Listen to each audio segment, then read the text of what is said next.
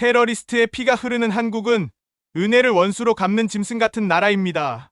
한국 군사력이 그렇게 대단하다면 그들이 말하는 일제강점기는 왜 당한 거죠? 그 대단하다는 군사력으로 지켜내지 그랬어요. 사실 그냥 일본인이 되고 싶었던 거 아닌가요? 기르던 개도 주인을 향해서는 짖지 않는 법인데 말이죠. 안녕하세요. 감동 리포터의 김아영입니다. 구독을 누르시고 감동 리포터 채널에 들어오시면 첫 화면에 비밀 영상이 보입니다. 저는 영상 마지막에서 또 인사드리겠습니다. 즐겁게 시청해주세요. 오늘의 사연은 제보받은 메일을 각색하였습니다. 사연 제보자가 마지막에 한국 분들에게 물어볼 것이 있다고 합니다. 소피아도 이 영상을 보기로 했으니 여러분들이 댓글로 의견을 남겨주시면 큰 도움이 될 것 같습니다. 안녕하세요. 저는 소피아 닐슨이라고 합니다. 저는 미국 LA에서 태어났고 지금은 아이비리그 대학교 중의 하나인 하버드 대학교에서 국제관계에 대해서 공부하고 있습니다. 저는 정치와 국제관계 중에서 특히 동아시아의 역사와 국방에 관심이 많습니다. 하지만 최근 동아시아의 군사력에 대한 군사 전문가의 초청 특강으로 인해 제 인생이 완전히 뒤바뀌어 버린 사건이 있었습니다. 이 사건은 저뿐만이 아니라 저희 학교의 모든 학생들과 교수님들에게 큰 반향을 일으키게 되었죠. 저는 아직도 그때의 일이 어제 일처럼 생생한데요. 저를 비난하는 사람들의 말처럼 제가 지성인으로서 하지 말았어야 할 행동을 한 것인지 한국 분들이라면 객관적으로 댓글을 달아주실 것 같아서 이렇게 메일을 보내게 되었습니다. 저는 특별하게도 저희 고모부 덕분에 한국인과 한국의 국방력에 대해 관심을 가지게 되었는데요. 저희 고모부는 처음 봤을 때는 그냥 평범한 동양인 외모에 실없는 농담을 많이 하는 사람, 딱 그런 이미지였죠. 하지만 2020년 미네소타주에서 백인 경찰관 데릭 쇼빈이 조지 플로이드를 체포하는 과정에서 무릎으로 플로이드의 목을 눌러 목숨을 앗간 사건이 발생했습니다. 당시 플로이드는 수차례 숨을 쉴 수 없다고 외쳤지만 경찰관은 약 9분 동안 무릎으로 플로이드의 목을 누른 채 있었고 결국 참담한 일이 벌어졌죠. 이 사건은 영상으로 촬영되어 전 세계적으로 퍼졌고 미국 전역에서 인종차별과 경찰의 과잉 진압에 반대하는 대규모 시위와 폭동이 일어났습니다. 미국인들은 과거 1992년 LA 흑인 폭동의 끔찍했던 기억들을 떠올렸고 LA 흑인 폭동은 워낙 유명해서 이 영상을 보고 계시는 한국 분들도 다 알고 있을 거라고 생각합니다. 그런데 저는 항상 의문이었던 것이 있습니다. 왜 흑인들은 분노의 대상인 백인이 아니라 같은 유색인종인 한국인들을 공격한 것일까요? 하지만 얼마 전 가족 모임에서 충격적인 사실과 함께 그 이유를 알게 되었습니다. 여느 때처럼 고모부는 모두 모인 자리에서 또 우스갯소리를 하셨습니다. 어느 나라나 경찰은 민중의 지팡이가 아니라 민중의 몽둥이라며 이번에 기어이 경찰관이 흑인을 죽이고야 말았네 라며 조지 플로이드 사건을 언급하셨죠. 그러자 저희 아버지께서 고모부에게 28년 전 LA 흑인 폭동 때 있었던 얘기를 해달라고 하셨고 저는 그때 처음 알았습니다. 고모부가 그 당시 한인타운에서 편의점을 운영하셨고 심지어 자경단으로 활동하며 M1 카빈 소총과 리볼버 357 매그넘으로 수많은 흑인들에게 경고 사격을 하고 한인타운을 지켜낸 그 유명한 루프탑 코리안이었다는 사실을 말이죠. 저는 영상에서 보던 그 대단한 남자들 중에 한 명이 저 웃긴 농담만 하던 고모부였다는 사실에 놀랐고 왜 흑인들이 한국인들을 공격했었는지 고모부는 알고 계실 것 같아서 물어봤죠. 고모부는 정말 충격적인 이야기를 하기 시작했습니다. 그게 다 미국 경찰 때문이었지. 흑인들의 폭동이 시작되자마자 미국 언론은 폭동이 일어나기 1년 전에 있었던 두순자 사건을 집중 보도해서 일부러 흑인과 한국인 사이의 인종 갈등을 야기해서 폭동을 악화시켰다. 두순자 사건은 LA에서 상점을 운영하던 한국인 두순자 씨가 오렌지 주스를 훔치던 15세 흑인 소녀 라타샤 할린스와 말다툼을 벌였고 이어진 난투극 끝에 덩치가 큰 할린스는 두순자 씨를 폭행해 때려 눕히고는 가게를 빠져나가려 했었어. 그때 두순자 씨가 가지고 있던 총으로 할린스를 쏘아 숨지게 했지. 이 사건이 CCTV에 고스란히 담겨 있었고 미국 언론이 일부러 이 영상을 크게 보도해서 마침 불만으로 가득 차 있던 흑인들을 자극하게 된 거다. 당시 LA에 흑인들이 많이 살던 동네에는 백인들이 무서워서 가게를 차리지도 못했어. 그리고 아메리칸 드림을 품고 미국에 온 한국인들은 백인들이 사는 지역의 임대료는 너무 비싸서 상대적으로 저렴한 흑인 거주 지역에 가게를 차리게 된 거지. 그때 흑인들의 눈에 비친 한국인들이 반갑지만은 않았을 거야. 한국인들이 전 세계적으로 알아주는 근면 성실의 아이콘 아니냐? 굴러온 돌이 박힌 돌 빼낸다고 한국인들이 점점 경제적 우위를 차지하기 시작했지만 뼈 빠지게 일한 돈은 한국의 가족에 보내기에 바빴다. 하지만 공동체 문화가 심한 흑인들은 왜 한국인들은 흑인들을 상대로 장사하면서 흑인 사회 행사에 참여도 안 하고 기부도 안 하느냐며 엄청난 불만을 가지고 한국인들을 안 입고 온 시선으로 바라보고 있던 상태였지. 이런 상황에서 미국의 언론 플레이에 노란한 흑인 폭도들의 타겟이 백인에서 한국인으로 변질된 거야. 하지만 미국 경찰은 한인타운이 아닌 백인 부촌을 지켰고 한국인들을 방치했지. 버버리 힐스와 할리우드를 봉쇄했고 흑인들은 그쪽으로 가는 길목에 있는 한인타운을 닥치는 대로 공격했어. 미국 경찰은 당시 인력이 부족해서 어쩔 수 없었다고 했지만 알고 보니 로드니 킹 재판 이틀 전 이미 흑인 폭동을 예상하고 LA 지역에서 경찰들을 대거 철수시켰던 거야. 또 폭동을 일찌감치 진압해버리면 흑인들을 더 자극할까봐 한인타운을 공격하는 걸 적당히 지켜보며 방치했던 사실이 밝혀져 공분을 샀었다. 결국 한국인들을 희생시켜서 흑인 폭동을 잠재운 셈이었어. 이후 LA는 물론 미국 전역과 한국에서 LA 교민들을 위한 성금이 몰렸고 폭동이 휩쓸고 간 거리에 우리 교민들은 다시 모였어. 한국인들은 이제 총이 아닌 빗자루를 들고 코리아타운을 재정비하기 시작했다. 또 우리는 평화를 원한다를 외치며 행진을 했고 시간이 지나자 흑인과 히스패닉, 백인들까지 합세했지. 교민들은 이 사건을 LA 폭동이라 부르지 않아. 그냥 4.29라고 부르지. 폭동이라는 단어를 붙이는 순간 가해자와 피해자, 인종 간 갈등으로 기억되기 때문이야. 저와 저희 가족들은 어느 순간부터 눈물을 글썽이며 고모부의 이야기를 듣고 있었습니다. 마냥 유쾌한 고모부라고 생각했는데 타지에서 얼마나 고생이 많으셨을까요? 그리고 무자비한 폭도들로부터 마을을 지켜낸 한국 남자들의 용기가 소름이 돋을 정도로 멋졌습니다. 그 이야기를 듣고 나서 저는 한국인에 대해 많은 관심을 가지게 되었고 군대를 다녀온 지 한참 된 한국 남자들이 총을 못 쏘는 사람 하나 없이 흑인 폭도들을 상대로 스나이퍼처럼 조준 사격을 했다는 것에 감명받아 한국의 국방력에도 관심을 가지게 되었죠. 그럼 이제 문제가 있었던 강의실에서의 이야기를 가감없이 할 테니 객관적으로 제가 잘못한 것이 있는지 댓글로 말씀해 주시기 바랍니다. 그날은 초청 강연을 오신 군사 전문가 교수님이 전 세계의 군사력 순위에 대한 영상을 보여주셨습니다. 여러분, 세계 군사력 순위를 여러 기관들이 발표하고 있지만 그 중에서도 가장 영향력 있는 글로벌 파이어파워에서 내놓은 세계 145개국에 대한 군사력을 종합적으로 평가한 순위입니다. 이 영상은 뮤헵 채널에 올라와 있습니다. 평가 기준은 병력 규모, 탱크, 전투기, 함정 등의 보유량과 국방 예산과 지리적 위치 등을 포함합니다. 여러분, 한국이라는 작은 나라가 5위를 차지하고 있는 것에 대해서 어떻게 생각하나요? 한국의 군사력은 날이 갈수록 점점 위로 올라오고 있습니다. 한국은 군사력 평가지수 0.1416을 기록해서 지난해 6위에서 한 계단 상승하여 올해는 5위에 등극했죠. 한국은 매년 조사에서 2014년 9위, 2015년 7위, 2020년 6위를 기록하는 등 꾸준한 상승세를 이어왔지만 과거 한국의 군사력은 처참했죠. 한국의 전쟁기념관에 전시된 광복군의 무기를 보면 소총과 칼이 전부입니다. 심지어 기관총 하나 없이 일본에 맞서 싸운 것이 한국입니다. 1950년 6.25 한국전쟁 때도 상황은 크게 다르지 않았죠. 하지만 정부 수립 이후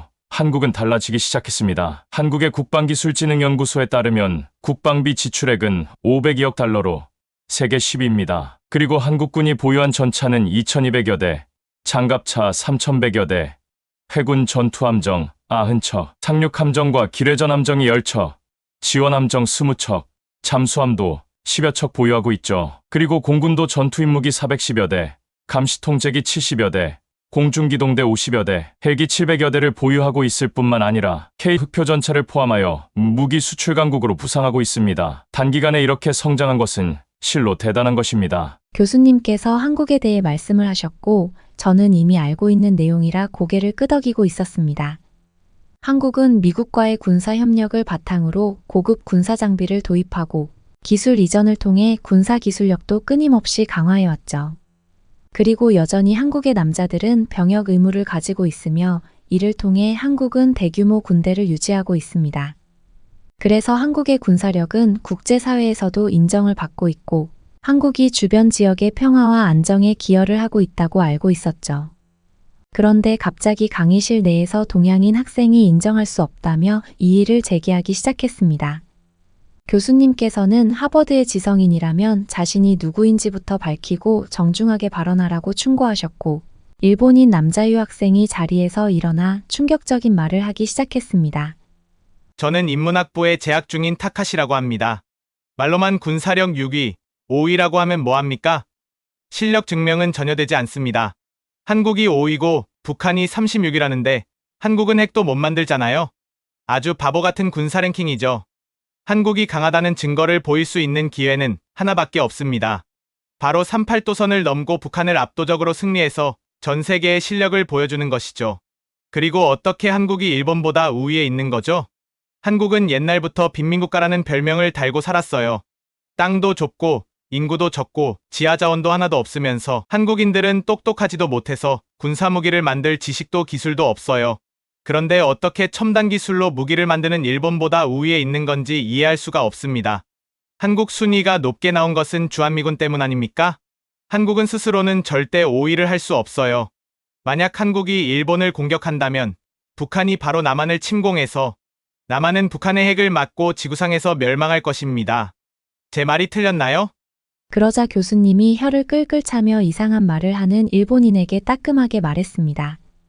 한국의 군사력은 이미 10년 전부터 인정을 받아왔습니다. 한국의 육군은 해군이나 공군에 비해 비교할 수 없을 정도로 강합니다. 하지만 해군이나 공군이 턱없이 약한 것도 아니죠. 한국의 육군력이 세계 3위이고 해군과 공군 역시 세계 10위권 안에 강력한 군사력을 지니고 있습니다. 아이러니하게도 지구상에서 유일하게 한국의 공군력과 해군력을 폄하하는 사람은 일본인들 뿐입니다. 어떤 일본인들은 한국의 육군이 일본과 충돌 시 일본 본토에 상륙도 못할 것이라고 말하는 사람이 있는데 이건 정말 학생처럼 아무것도 모르고 하는 소리입니다. 제가 장담하는데 한국과 일본 무력 충돌 시 한국 육군의 70% 이상이 일본 본토에 상륙 가능합니다. 그 이유는 여러 가지가 있죠. 우선 일본의 해군력은 어디까지나 미 해군의 지원 형태의 군사력으로 성장하였기에 자체 전투력을 가진 한국 해군에 비해 실전 전투 능력이 한참 떨어집니다. 더욱이 2차 대전 패전 후 일본은 공격형 중장거리 미사일을 소유할 수 없었기에 중장거리 요격 미사일이 없죠. 단거리 미사일은 보유하고 있으나 한국이 중장거리 미사일로 쏴대는 상황에서는 사정권으로 들어가기 전에 다 침몰할 겁니다. 그러니 한국의 부산에서 미사일로 충분히 격침 가능하며 또한 장거리 공격 미사일은 일본 본토를 직접 공격하는 것도 가능하죠. 그리고 한국과 일본같이 근접해 있는 상황에서는 한국에서 수없이 날아오는 미사일을 일본에서 방어하기는 거의 불가능에 가깝다고 보면 됩니다. 참고로 세계 최고 성능의 어뢰와 기술력을 보유한 나라가 바로 한국입니다. 그리고 과거 세계 해군 태평양 훈련에서 유일하게 명중률이 100%였던 나라가 한국 해군이었으며 유일하게 일본의 이즈함과 미 항공모함까지 격침시킨 게 한국 해군입니다. 이 훈련 결과로 인해 미 항공모함 대응 전략이 수정될 정도였죠. 그리고 일본의 공군력은 솔직히 전투 관련 공군력이라기보단 동북아미 공군 전력의 지원 전력이라고 보는 게 맞습니다. 따라서 정보 수집 및 수송 등의 임무는 탁월하겠지만 실제 공중전은 한국 공군력에 비해 턱없이 약합니다. 또한 2005년을 기준으로 한국의 전투기 기종들이 일본보다 신형의 기종들로 대폭 교체되었기에 일본의 공군력이 한국보다 압도적으로 강하다느냐는 말은 정말 터무니없는 헛소리며 이런 헛소리를 하는 사람들은 유일하게 일본인들 뿐이죠. 주일미군이나 주한미군에 가깝게 지내는 사람이 있으면 물어보세요. 바로 알 수 있을 겁니다. 한국이 움직이면 일본은 속수무책으로 당할 수밖에 없습니다. 아울러 일본군과 한국군의 훈련 강도나 실전 대응 능력 및 사기는 한국군이 일본군을 훨씬 능가합니다. 일본 군인들을 실제로 만나보면 자신이 군인이라기보다는 직장인 정도로 생각하죠. 그리고 일본과 무력 충돌 시 북한이 침공하지 않을까 하는 우려를 하는 사람들이 있지만 이는 오히려 미국이 바라는 일이죠. 미국은 눈의 가시와 같은 북한이 조금이라도 공격 가능한 명분을 만들어주길 바라는 상황입니다. 그리고 이러한 상황은 북한도 잘 알고 있기에 한일 무력 충돌 시 북한은 어떠한 개입도 불가능하다는 걸 알고 있죠. 또한 미국 역시 개입하지 않을 것이며 더더욱 일본 편을 드는 일도 없을 것입니다. 한국과 일본 간의 무력 충돌이 벌어지면 미국은 개입 불가를 선언함과 동시에 주변국의 개입을 봉쇄하는데 전력을 다할 것이고 일본과 한국 양측에 전쟁 물자 및 전후복구 물자를 판매할 것 같네요. 만일 일방적으로 어느 한쪽 편을 들면 전쟁 물자 및 전후복구 물자 판매가 어려워지며 아울러 주변국의 개입도 있을 수 있기에 철저히 중립을 지키지 않을까요? 또한 일본 경제가 타격을 입을 경우 가장 득을 보는 나라는 미국이죠. 더군다나 실제 한국 군인과 일본 군인을 직접 만나본 적이 있는데 정신 자세나 훈련 등에 있어서 한국군이 대학생이라면 일본군은 초등학생이라고 할 정도였습니다. 한국은 지구상에서 유일하게 거의 반세기인 50년 동안 전쟁 준비를 해온 나라이며 냉전 붕괴로 인하여 전 세계가 군사력을 감축하는 상황에서도 오히려 군사력을 강화시키고 있습니다. 여러분들은 잘 모르겠지만 50년을 전쟁 준비를 했다는 것은 실로 엄청난 것이죠. 세계 10대 경제대국 및 세계 10대 군사대국 중 현재까지 거의 반세기를 전쟁 준비에 열을 올린 국가는 미국과 한국뿐입니다. 학생은 내가 말한 내용에 대한 사실 여부를 확인하고 싶다면 미군 국제전력 사이트에 가서 각국의 군사력에 대한 공개 평가글을 읽어보던가 아니면 세계 최고의 정확도를 자랑한다는 독일과 영국 군사 전문지에 한국 관련 군사력 기사를 검색해보길 바랍니다. 일본군과 한국군을 직접 대면해보았던 사람이라면 만일 한일 무력 분쟁이 생긴다면 전 세계의 많은 사람들이 100% 한국의 일방적 승리의 표를 던질 겁니다. 저는 일본인 학생이 아무 말도 못할 줄 알았는데 오히려 교수님께 비아냥대며 더 해괴한 소리를 하기 시작했습니다. 어차피 한국이 가지고 있는 무기들은 다 일본 무기를 베낀 짝퉁이고 가난한 후진국이 만든 무기라 성능도 후지잖아요. 제가 뉴스에서 이미 다 봤어요. 어차피 한국 무기들은 중국과 일본의 무기를 가져다가 껍데기만 씌운 겁니다. 그 현실을 여실히 보여준 게 연평도해전이었죠. 세계 2차 대전 때나 쓰였던 북한의 구식 대포도 못 이기는 게 K9 자주포입니다. 그딴 게 어떻게 세계 최고라는 거죠? 한국 군사력이 그렇게 대단하면 그들이 말하는 일제강점기는 왜 당한 거죠? 그 대단하다는 군사력으로 지켜내지 그랬어요. 아니면 사실 그냥 일본인이 되고 싶었던 거 아닌가요? 그 나라는 같은 민족을 노예로 부리는 미친 나라니까요. 곡괭이나 가지고 덤비다가 일본에 먹힌 주제에 한국이 군사력으로 일본에게 비비다니요. 학생들 중에서는 연평도해전에 대해서 자세히 모르는 학생들도 많았습니다. 물론 저도 안타깝지만 연평도해전에 대해서 영화는 본 적이 있는데 잘 기억이 나지 않았습니다. 아마도 저 일본인 유학생이 얍삽하게도 대다수가 잘 모르는 주제를 꺼내면서 자기 주장을 합리화하려고 하는 것 같았습니다. 일본인의 말에 교수님이 답답하다는 듯 설명해 주셨습니다. 그 주장은 코에 걸면 코걸이, 귀에 걸면 귀걸이식의 해석입니다. 학생이 조금이라도 똑똑했다면 연평도해전에서 남한과 북한의 병력 차이가 심했다는 것을 알 수 있었을 텐데 말이죠. 당시에 북한은 4개 중대, 24개의 발사대를 동원해 4곳에서 발사기지를 임시로 세워서 이미 전투 준비를 마친 상태였습니다. 하지만 한국 군인들은 K9 육문으로 무장한 1개 중대뿐이었고 그마저도 전혀 전투태세를 갖추지 않은 쉬는 상태였죠. 첫 포격 당시 자주포들은 모두 창고에 있었습니다. 이런 말도 안 되는 급작스러운 상황에서 단 10분 만에 반격에 성공했다는 것 자체가 최고 수준의 대응이었다고 평가합니다. 심지어 유문의 자주포 중에서 1문은 고장난 상태였고 1문은 수리 후 곧바로 포격전에 참가했으니 한국군은 고작 자주포 4문으로 북한군 4개 중대를 상대한 거였죠. 이래도 한국산 무기들에 대해서 제원만 좋지 실전에서는 형편없다는 소리를 할 건가요? 한국의 무기들은 세계 4대 방산 수출국으로 청신호를 날리고 있습니다. 한국의 LIGNX-1은 사우디아라비아와 32억 달러 규모의 한국형 탄도탄 요격미사일 체계인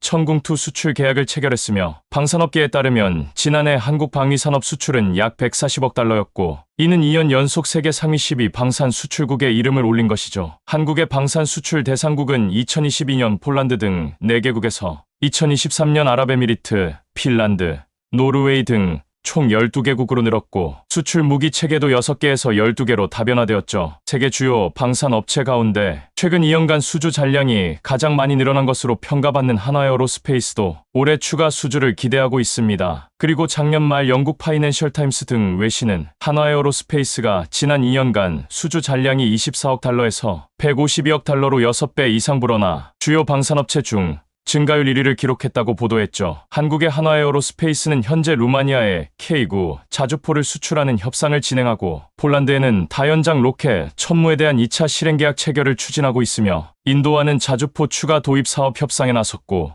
루마니아, 폴란드 등과는 지난해 호주 수출에 성공한 차세대 보병 전투장갑차 레드백의 수출을 논의하고 있습니다. 이뿐만이 아닙니다. 한국형 초음속 전투기 KF-21과 경공격기 FA-50 등을 생산하는 한국항공우주산업은 지난해 3조 8천억 원대의 역대 최고 매출을 올린 데 이어 올해도 중동 유럽 국가를 중심으로 대규모 수주를 기대하고 있죠. KAI는 현재 이집트와 FA-50 수출 물량을 논의하고 있고 슬로바키아의 고등훈련기 교체 사업과 미국의 공군해군 훈련기 도입 사업 수주를 준비하고 있습니다. 또 K2 전차를 생산하는 현대로템은 2022년 폴란드와 1000대 규모의 K2 전차 수출 기본 계약을 맺고 1차 계약분 180대에 이어 현재 820대에 대한 잔여 계약을 추진하고 있습니다. 그리고 레이더 센서 및 통신 전문 기업인 하나시스템과 장보고3 잠수함과 무인잠 수정 수상정 등을 앞세운 하나오션 등도 수출 활동에 나서고 있습니다. 그냥 넘어가려고 했는데 일본 학생은 도저히 참을 수 없게 만든 말재주가 있군요. 제 눈에도 교수님이 많이 참고 계신 게 보였습니다.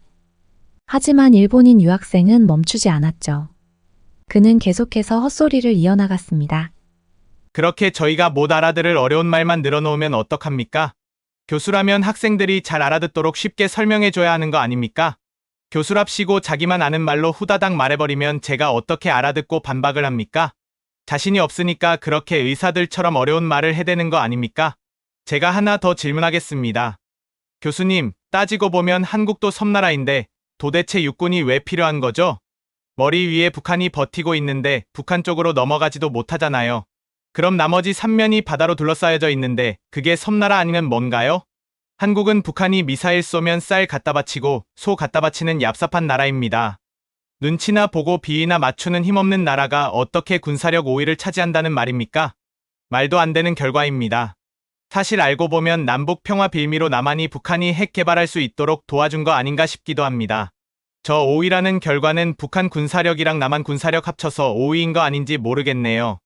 여러분들은 잘 모르시겠지만 몇 년 전에 일본이 화이트리스트에서 한국을 제외했을 때 우리 일본이 한국에게 앞으로 북한이 미사일 쏜 거 위치 못 알려주겠다고 하니까 그제서야 또 일본에게 빌빌댔던 나라가 바로 한국입니다. 교수님도 그렇고 여러분들도 그렇고 왜 그렇게 한국을 감싸고 도는지 모르겠네요. 심지어 한국은 저희 일본이 그렇게나 원조도 많이 해주고 교육도 많이 시켜줬는데 그런 거 다 은혜를 갚지는 못할 망정 암살 시도나 하면서 은혜를 원수로 갚는 짐승만도 못한 나라입니다. 역사 공부도 하고 현실을 좀 보세요. 일본의 위대한 정치가인 이토 히로부미를 다들 알고 계시겠죠? 이토 히로부미는 꽉 막힌 조선을 근대화시키는 데에 큰 공헌을 한 위인입니다. 그는 1904년 한일이 정서를 체결해서 조선을 일본의 보호국으로 만들어서 외세로부터 지켜주었습니다.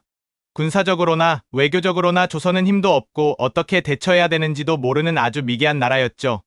백인을 한 번도 본 적이 없어서 사신으로 온 외국인들을 원숭이 쳐다보듯 했던 불쌍한 국가였습니다.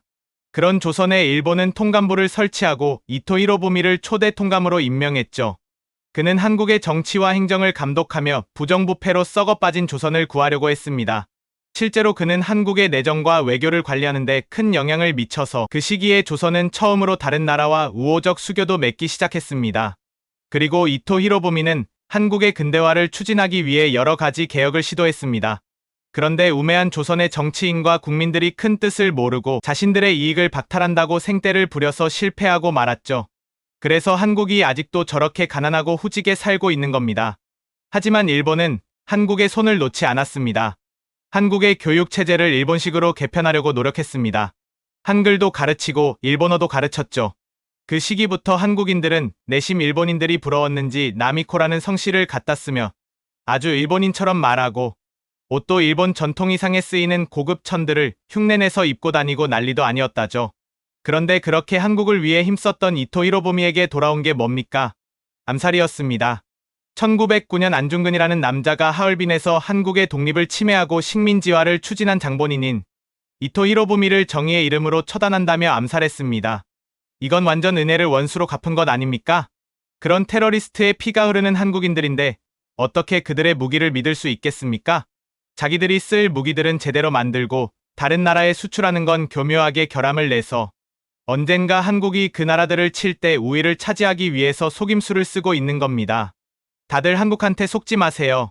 기르던 개도 주인을 향해서는 짖지 않는 법인데 한국인들은 고마움을 모르는 족속이에요. 그리고 우리 학교에도 학점 상위권에 있는 학생 중에 한국인들이 많죠. 그 학생 다 부정행위를 해서 성적이 높은 거예요. 저는 고모부가 한국인이었고 한국에 관심이 많았기 때문에 한국이 일제강점기 때 얼마나 힘든 시기를 겪었는지 일본이 얼마나 끔찍한 일들을 저질렀는지 알고 있습니다. 아니 이건 배우지 않았다 하더라도 인간이라면 상식적으로 알고 있는 내용들입니다. 한국인분들께서 독일의 나치가 유대인을 얼마나 잔인하게 학살했는지 알고 있는 것처럼 말이죠. 그런데 어떻게 사람의 입에서 저런 말이 나오는지 이해가 되지 않았습니다. 저는 도저히 일본인의 미친 소리를 참을 수가 없었습니다. 어떻게 그딴 소리를 입에 담을 수가 있죠? 저는 일본인이라고 다 못된 인간들은 아니라고 생각했습니다. 어느 나라나 말이 안 통하는 사람들은 있는 거니까. 인터넷에서 말도 안 되는 글을 쓰는 일본인들은 극히 소수라고 생각했죠. 하지만 이제 보니 제가 너무 좋게 생각했던 것 같네요. 당신이 일본인들의 이미지를 모두 짓밟고 있는 것이란 걸 알아야 합니다. 과거의 조상들이 한국인들에게 자행했던 잔인한 일들에 대해 반성하지는 못할 망정 그걸 도와준 거라고 심지어 한국인을 기르던 개에 비유하며 은혜를 원수로 갚는다는 말을 한다는 것 자체가 인간으로서 할 수 있는 말입니까? 인성에 심각하게 문제가 있는 것 같은데 정신병원에 가서 상담을 받아볼 생각을 못 해보셨나요? 저는 한국인이 아님에도 이렇게 손이 부들부들 떨리고 소름이 돋습니다. 당신이 말한 이토 히로부미는 죽어마땅한 사람이었습니다. 한일 의정서는 한국을 보호한다는 의미가 아니라 한국은 외교 테이블에서 아무 말도 못하게 입을 막아놓고 일제가 군사 문제든 외교 문제든 독단적으로 처리하려고 한 거 아닙니까? 그리고 통감부를 설치하고 초대 통감으로 초대한 게 누가 한 겁니까? 조선에서 그걸 찬성한 사람이 있었나요? 그리고 한국을 위해 근대화를 추진했다고요? 헛소리 좀 하지 마세요. 모든 개혁들은 다 일본의 이익을 위해서 시행됐습니다. 그 과정에서 한국의 전통적인 사회구조와 문화를 파괴하는 결과를 초래했고, 일본은 한국의 경제적 자원을 일본으로 이전하는 정책을 추진했습니다. 경제적 발전이요? 진짜 비 오는 날 먼지나게 맞고 싶으세요? 일본의 그러한 방해 때문에 한국은 경제적으로 발전할 기회를 놓치게 되었고, 모든 한국인들의 경제력과 노동력은 일본의 경제적 이익을 증대시키는 데 썼습니다. 그리고 교육이요? 그게 정녕 한국인들을 위한 교육입니까? 그리고 일본이 언제 한국인들한테 한글을 가르쳤습니까? 그리고 한국인들이 스스로 일본의 성씨를 갖다 썼나요? 일본이 일부러 한국인들의 문화적 정체성을 없애고 한국인들이 자긍심을 느낄 만한 것들을 모조리 없애려고 한국어 사용을 금지시키고 한국의 전통 문화와 역사를 말살하려는 정책을 펼쳤죠. 한국의 전통적인 교육체제를 약화시키고 일본어와 일본 문화를 강요했죠. 하지만 지금까지도 일본 정부는 어떤 입장을 취하고 있죠? 일본 정부는 아직까지도 일제강점기의 잔악행위에 대한 책임을 충분히 인정하지 않았고 공식적인 사과와 배상도 제대로 이루어지지 않았습니다. 심지어 과거사를 부정하거나 축소하려는 시도도 간주되어 국제사회의 비판을 받고 있습니다. 왜 현실을 외면하십니까? 현재 국제인권 기준에서 볼 때 일제강점기의 일본의 행위들은 중대한 인권 침해입니다. 전 세계의 사람들이 이 문제에 대해서 일본을 비판하고 있다는 것에 왜 문을 감고 귀를 막고 있습니까? 그렇게 해서는 일본은 절대 발전할 수 없습니다. 과거가 없는 민족에게 어떻게 미래가 있습니까? 일본인의 미친 소리에 제 말이 끝나고 나서도 학생들이 웅성웅성 난리가 났습니다.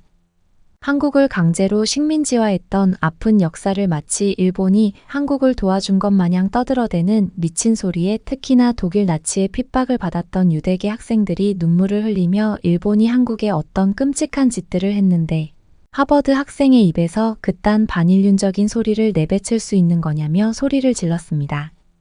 심지어 항상 차분하셨던 교수님께서는 그날 처음으로 언성을 높이셨습니다. 도저히 들어줄 수가 없는 소리만 하는군요. 징계받기 전까지 내 수업 시간에 자신이 어떤 인권 침해적 발언을 했는지 곰곰이 생각해보고 있길 바랍니다. 하버드의 이미지를 망친 대가를 치르려 해주겠어. 당장 내 강의실에서 나가. 교수님의 말씀이 끝나기도 전에 일본인은 그대로 있다가는 진짜 돌에 맞아 죽을 수도 있겠다는 생각이 들었는지 황급히 가방을 싸더니 밖으로 나가버렸고 그 뒤로 퇴학 처리가 되기 전에 알아서 자퇴했다는 소문이 돌았습니다. 저는 그날 제가 했던 말들에 한치의 잘못도 없었다고 생각합니다. 그런데 커뮤니티에는 아무리 그래도 수업 중에 다른 학생에게 정신병원에 가라느니 비 오는 날 먼지나게 맞고 싶냐니 그런 말들은 하지 말았어야 했다고 악플이 많이 달렸습니다.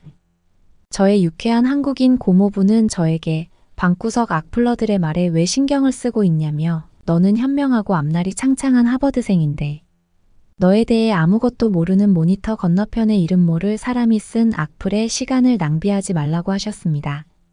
하지만 아무래도 신경이 안 쓰일 수는 없더라고요. 한국 분들 객관적으로 봤을 때 아무리 수업 중에 말도 안 되는 미친 소리를 해대도 제가 예의를 차리면서 말을 했어야 했나요? 여러분, 소피아의 사연을 잘 들으셨나요? 저 이거 번역하면서 정말 화가 많이 났습니다. 손이 떨리고 심장이 쿵쾅거리는데 화병 날 것 같았어요. 하버드에 다니다가 자퇴한 일본인 남자 타카시라는 이름을 두고두고 기억해둬야겠어요.